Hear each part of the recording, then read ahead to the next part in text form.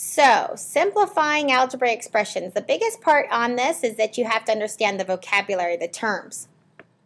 So let me write out an equation real quick here, or actually a statement, and point out to you some terms that you need to know.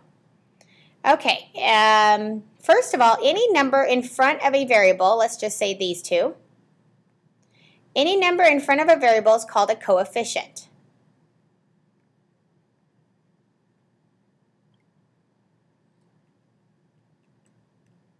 Okay, coefficient. Any number without a variable, like this 5 right here, is called a constant. And you guys know that these letters here represent variables. Okay, so when we're talking about these different types of constants and coefficients, we're also talking about like terms, things that are the same. So if I had 14a take away 5a, they're both the same because they both end in an a. Because they both have that a, they're considered like terms. Now, if one had a square, or if one had a y, or one didn't have a variable at all, then it's no longer a like term. So when they're both like terms, you just go ahead and do the math. 14 take away 5, I know is going to give me 9. 9 what? 9a. The a just comes down with the problem. Now, what if we have one with several different things going on? So let's try this.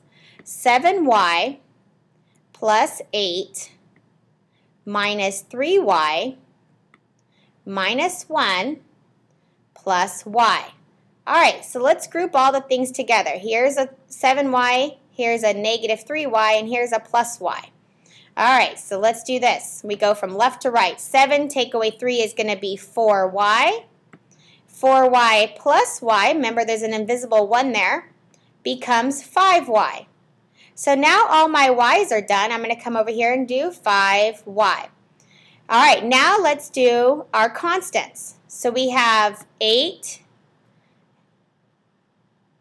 and we have a negative 1, which is in essence take away 1.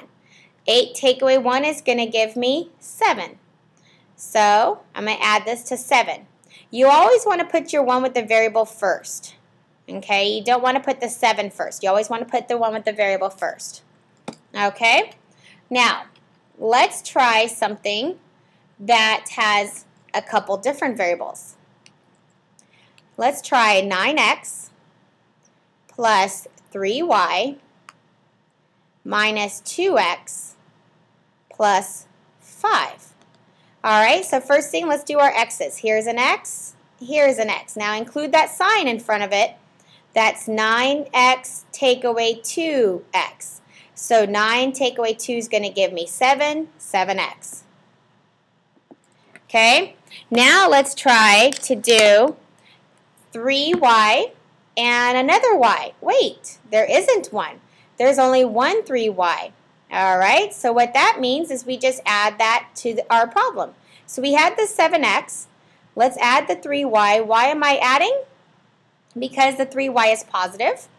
All right, now do I have another constant? Nope, just a positive 5. So I just add the positive 5 to the end. Okay, and that's all you have to do. Now if you have something like this, 4m plus 9n minus 2. All right, do I have any more m's? Nope, so it's just 4m.